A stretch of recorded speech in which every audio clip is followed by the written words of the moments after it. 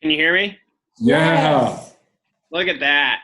Win for the Millennials. Coach Walters is the real MVP. All right. Got it done. Yeah, I was just going to ask, what kind of things have you worked on these past few days or seen in film that could help kind of shore up the run game a little bit after last weekend?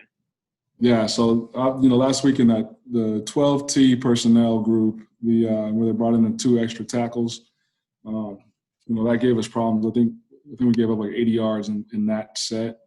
The prior weeks that they had been in 12 personnel formations and ran regular 12 personnel plays. So I didn't anticipate it being an issue. And when they did that, it wasn't really a problem. It's when they sort of got in the heavy sets. We tried to get it correct on the sideline. And sometimes we did, and it wasn't an issue. And other times we did, and it hurt us. So I really made that a point of emphasis this week. And then just the little details of coverages on third downs and knowing where help is and knowing what leverage side you need to have in coverage. Those are all learning experiences for some of our younger guys. And then, we didn't make enough plays when we had opportunities to. I felt like we had 2, maybe 3 times to get interceptions, and it just didn't bounce our way. You know what I mean? And so don't want to get too down. Obviously, you want to learn from and correct mistakes and gain experience. But we have played the number 2 and number 14 team in the country, so we're gonna have to bring it every week. This is not a normal year for anybody involved in the SEC, and so we don't have room to try to figure things out on the fly. You know what I mean? We gotta as soon as the ball is kicked off, we gotta be ready to go. And from what I've seen in practice this week, I'm excited to go play Saturday. All right. Jack Stumble, you can go ahead. Hey, Coach. Martez Manuel said yesterday that even though they play different positions, there are some aspects of Nick Bolton's game that he looks to emulate. Is that something you've been seeing in his play so far? I don't know if it's hard to emulate Nick Bolton, but I think just the effort and with which he plays and understanding what his job is, and he's a physical player like Nick is. That is a good guy to try to mimic his habits, his work ethic, and obviously Martez is a mature kid for his age, and so I'm not surprised that he's sought out counsel from an example like Nick Bolton on our team. All right. Mitchell Forney. Ryan, Coach Drinkwitz, and I think one of the players yesterday both mentioned that one of the things Tennessee did that gave you all some trouble was when they sped up the tempo. I'm curious, what kind of comes? What does that kind of come from? Is that just a result of not getting a ton of reps during the fall, and how do you all kind of address that? Yeah, I mean it's kind of a combination of both. We've also, after last week, sort of scaled back some of the call sheet. I thought some of the times we were getting lined up late. Guys were just thinking, and that's on me as much as it is anybody. I got to do a good job of giving everybody what they can handle, and so we've practiced tempo this week. Both we do it for a period a week against our offense, but just emulating it in scout team and at Rover, emphasizing it in some of the individual periods as well. Just the importance of being where you're supposed to be and having your eyes where they're supposed to be before the ball is snapped in order to give yourself a chance before the play even starts. So. All right. Dave Matter. Ryan, you've got 2 LSU games to study, but just how much of a challenge is to prepare for them since they've had just so much turnover since last year, from their coaches to their personnel? Yeah, it's funny watching this year, the 2 games from this year and then all the games from a year ago. It does look like 2 different teams, but sort of same identity in terms of what personnels they're using and what formations, what their run pass ratio, the tempo, the check with me's, the DNA is the same.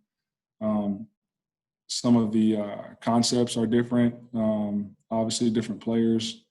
And so, there's give and take from from both. You know what I mean? It's been sleepless nights for me, just in terms of trying not to chase ghosts, so to speak, and some of the stuff from a year ago, and trying to really harp on the things that they've done consistently the last 2 weeks.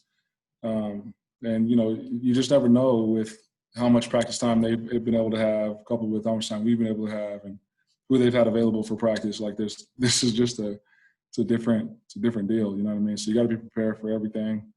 In my opinion, you got to work on the things that hurt you from previous weeks, so that if they're trying to copycat from teams that have had success against some of the things that we've done, make sure that you correct those, and so they're not issues moving forward.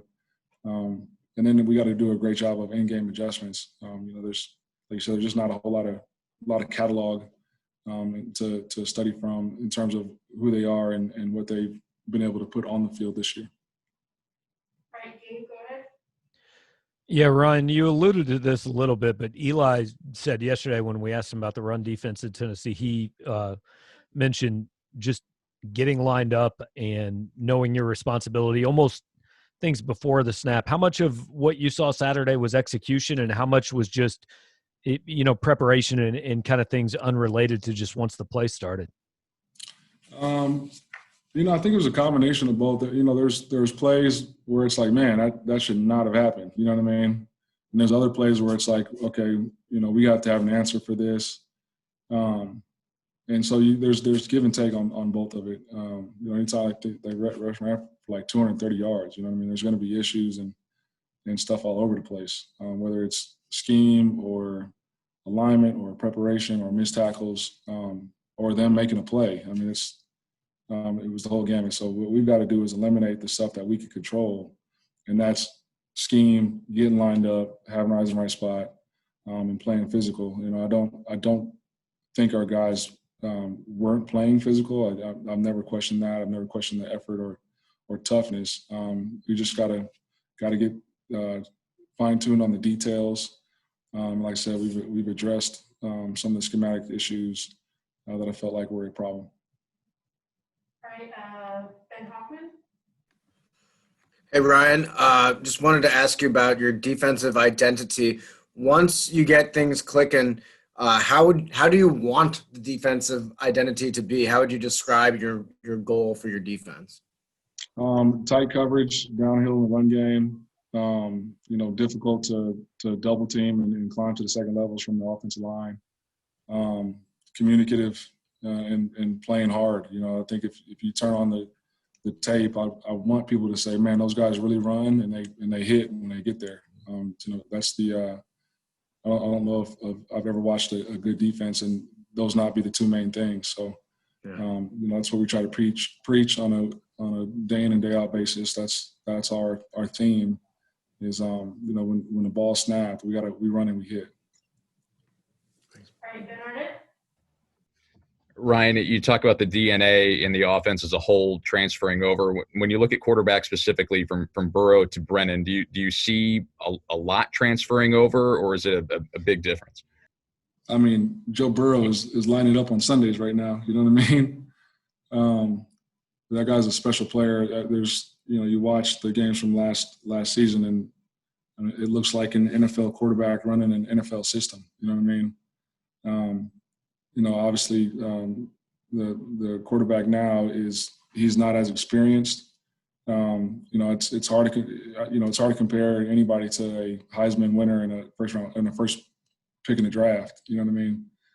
But he is a very good quarterback, and there's a reason why he's the starting quarterback at LSU, and he's played well, and so we got to do a good job of disguising coverages and not giving him the same look, snap in, snap out. Because if he knows where he's going with the ball, it's there, it's on target, it's on time.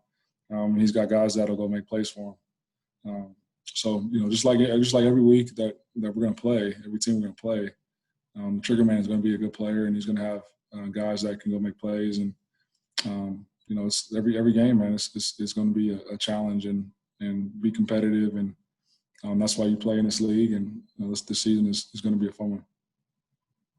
Suichi. Ryan, you said last week just not to overreact after playing Bama, but I guess 3 straight, ranked opponents. How do you kind of differentiate just things you need to work on and still understanding that you are, going up against tough opponents? Well, you go out and compete, and like I said earlier, you work on the things that you can control, which is alignment, assignment, keys, execution. And if you do those things, then, I think we can play with anybody. If you don't do those things, we can get beat by anybody. It's that simple. You got to be detailed and execute. And like I said, we didn't do that enough the past 2 weeks. But I think we're improving. We'll improve every week, and I'm excited to go play. Obviously, after the game last Saturday, I was hoping we had another game that following Sunday, just to get that taste out of your mouth. And felt like we did not play as well as I believe we should have or can. And so I'm excited for Saturday. Andy Kimball? Hi. I know it's only been 2 weeks, but with kind of that new outside linebacker position with Trey and him standing up, how have you kind of felt about what that position's given you guys on defense and how that position's played? I mean, it's not really new. He did it a lot last year. We just defined it and put it on paper. You know what I mean? So, so far as Trey and Trajan, those guys were, Trey stood up most of the time last year. You know what I mean? We just kind of defined it this season. And Jack Sobel? Coach, with Chase and Jefferson gone from LSU, Terrence Marshall is kind of the one holdover, and he's played really well so far. When you watch his tape, what makes him so hard to defend? Well, he's long, and he's more physical and bigger than you think he is. Just watching the tape, and then he can really run. He's obviously savvy. He played a lot of ball last season and was very productive for him. He's on a team with an NFL receiver and a Bolitnikoff winner, and he still was very productive. I remember him coming out of high school, and he was one of the top receivers coming out, and you could definitely tell why. So he's a special talent. I'm not surprised that they're featuring him and trying to get him the ball a lot of different ways. And we definitely have to know where he's at on the field every snap. All right, that looks like it. Thank you, guys. All right, appreciate you guys. Thanks, you guys.